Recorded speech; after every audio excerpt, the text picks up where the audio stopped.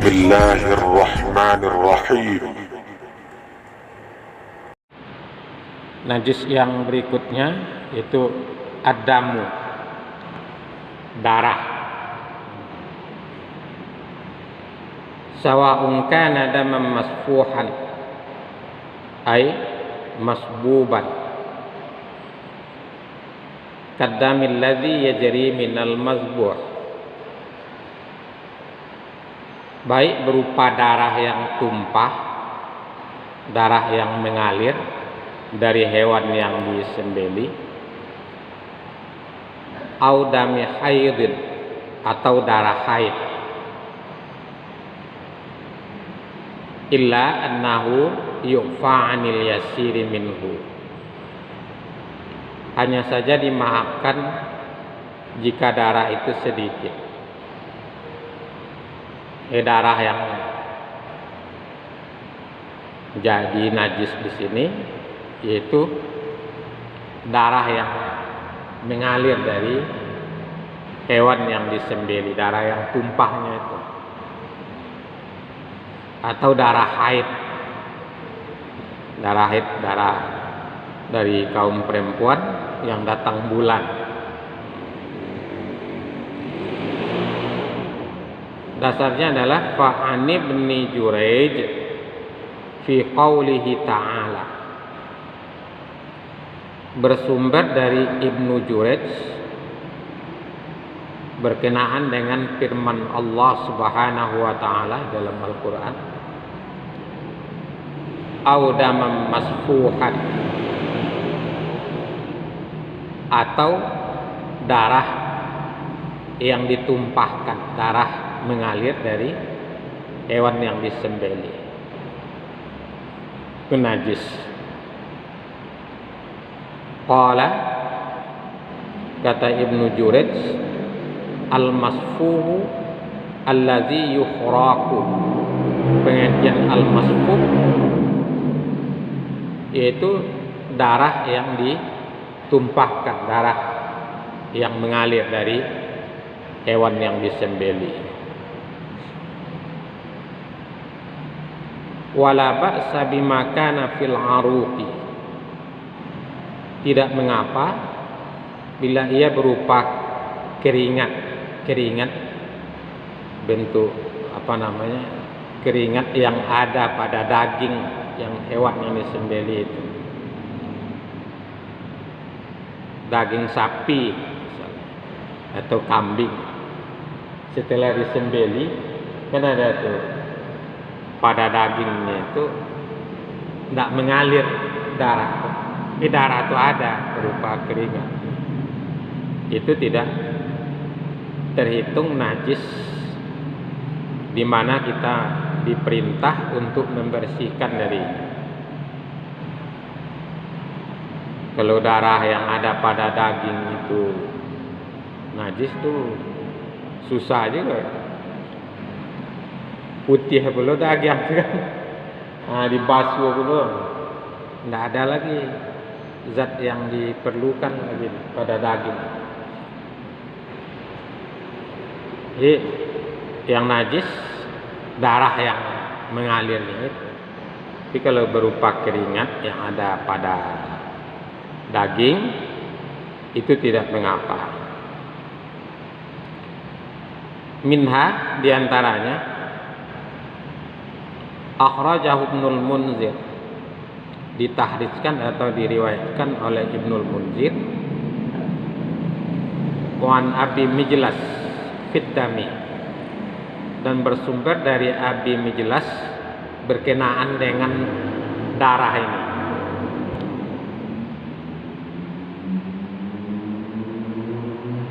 Yakunu fi mazbahi syati, darah yang ada pada sembelihan kambing yang disembeli. Awit damu yakunu fi a'lal qidri, atau darah yang ada di bahagian atas periuk. Maksudnya ini kan daging sudah disembeli itu hewan, dipotong-potong, dimasak dalam periuk. Lalu ada bagian atas periuk itu kelihatan darah. Qala, katanya, ini yang bersumber dari Abi Mijlas atau Abu Mijlas, la ba'sa, tidak mengapa. Innama nuhiya anid damil masfuh, hanya saja yang terlarang adalah darah yang tumpah, darah yang dialirkan itu, darah yang mengalir dari hewan yang disembelih tersebut.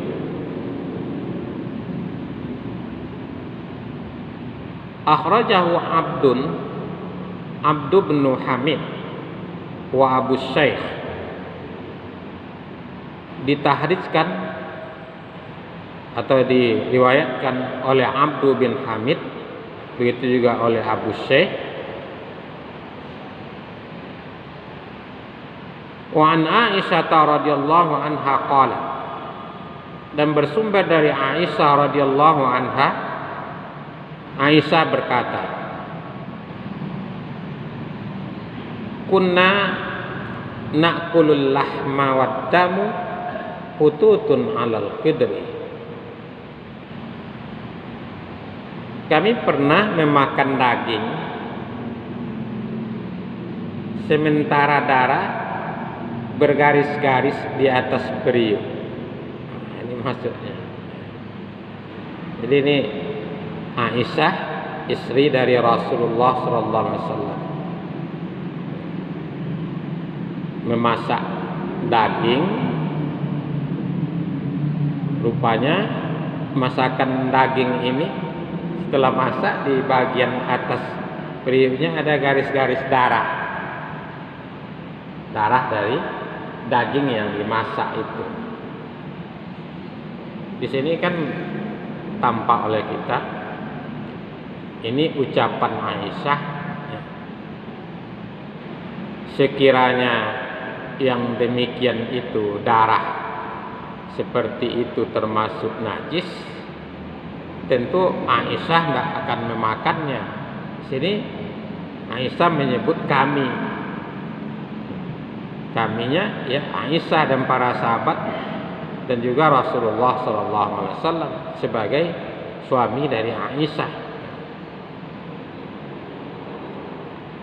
Wa qala Al-Hasan mengatakan,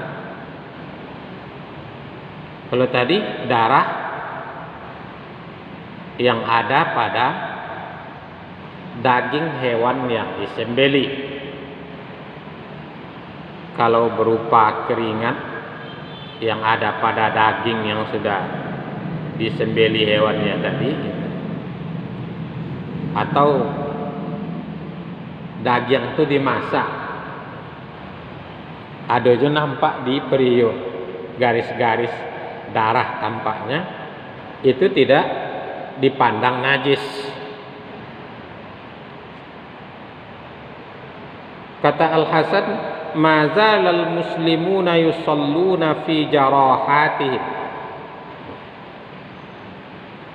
Kaum muslimin senantiasa sholat dalam keadaan mereka terluka. Zakarahul Bukhari, disebutkan oleh Al-Bukhari. Bagaimana kalau darah kita terluka, kita mengalir darah dari luka itu?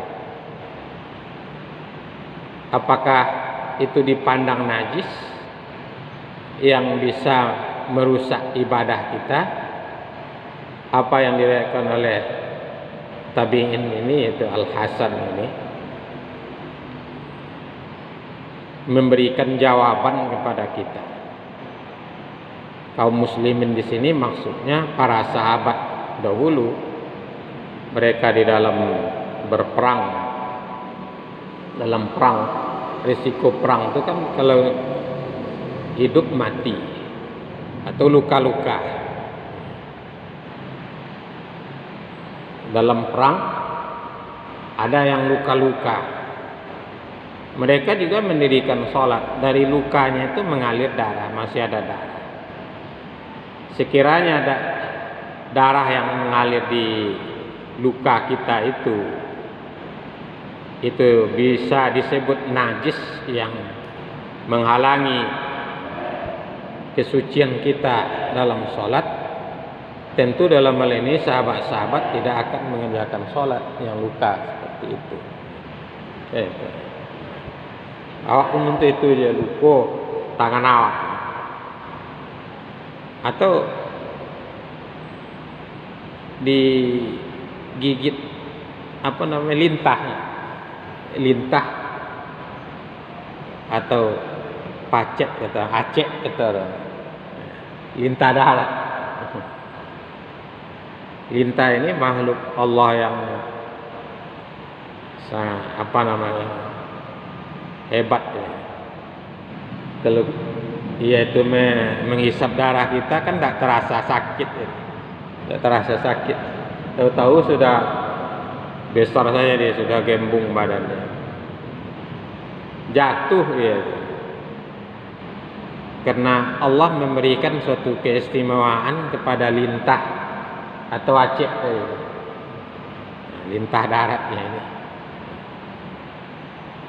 bila sudah menghisap darah yang kelihatannya kan lunak ya Pak, tapi pada mulut lintah itu sangat tajam daripada silet sekalipun. Kelihatannya lunaknya. Sama dengan nyamuk. Kan Allah sebut innallaha la yastahi ayadriba masalan ma ba'udata. Di ujung belalai nyamuk itu tajam, bisa mendeteksi darah, menghisap darah. Kalau sudah digigit oleh lintah itu sulit untuk menghentikan darahnya. Tidak mana-mana sholat najis nah. Hadis ini atau riwayat dari amal sahabat ini juga memberikan jawaban kepada kita. Kalau untuk menghentikan yang digigit lintah itu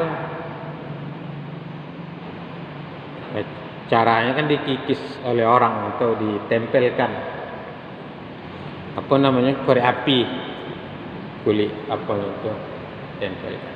Tapi yang paling praktis sebenarnya yaitu ditempelkan tanah. Insya Allah berhenti. Jadi kalau ada yang digigit oleh lintah mengalir darahnya, cara menghentikan darah yang paling praktis sebenarnya kan dengan ambil tanah itu tempelkan di situ, insyaallah berhenti. Tapi orang tidak tahu, biasa juga banyak darah lama mau berhenti. Nah, jadi hal demikian itu tidak menjadi halangan bagi kita kalaupun keluarnya darah dari situ. Wa qad shahha anna Umar radhiyallahu anhu shalla wa jarhuhu yas'abu dama.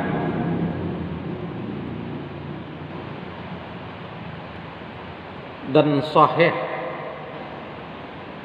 riwayat yang sah bahwa Umar radhiyallahu anhu, itu Khalifah Umar bin Khattab radhiyallahu anhu,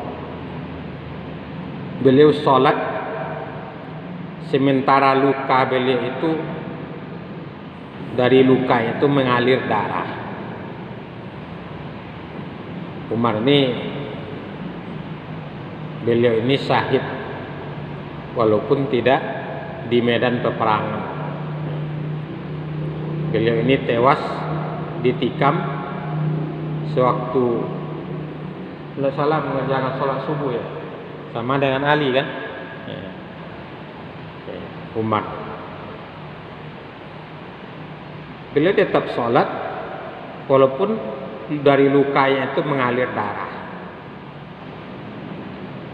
Qalahul hafizu fil fathi, al-hafiz mengatakan di dalam kitab al-fathu, Fathul Bari, wa kana Abu Hurairah radhiyallahu anhu la yara ba'san bil qitrati wal qitrataini fis shalah.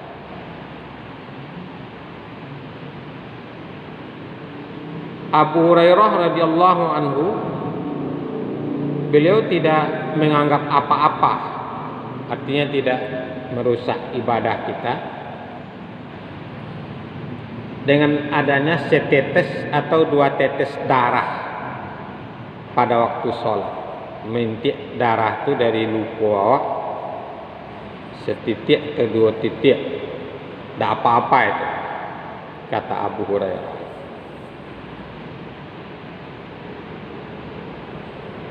Wa amma damul barawisu wa ma yatasarrahu minad damamil. Adapun darah dari kutu atau tumo apa namanya? Kutu atau tumo ya. Dan darah dari bisul. Jadi ada bisul mengeluarkan darah. Fa innahu yu'fa anhu. Darah tuma atau darah kutu itu juga darah bisul, ia dimaafkan berdasarkan asar ini.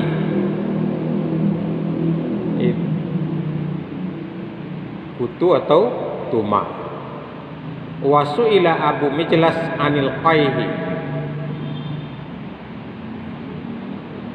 Abu Mijlas ditanya orang berkenaan dengan nanah, yusibul badana was-saw, yang mengenai badan dan kain. Dia ada nanah yang mengenai badan dan kain. Apa jawaban dari Abu Mijlas? Faqala, ia berkata, laisa bisyai'in, tidak mengapa.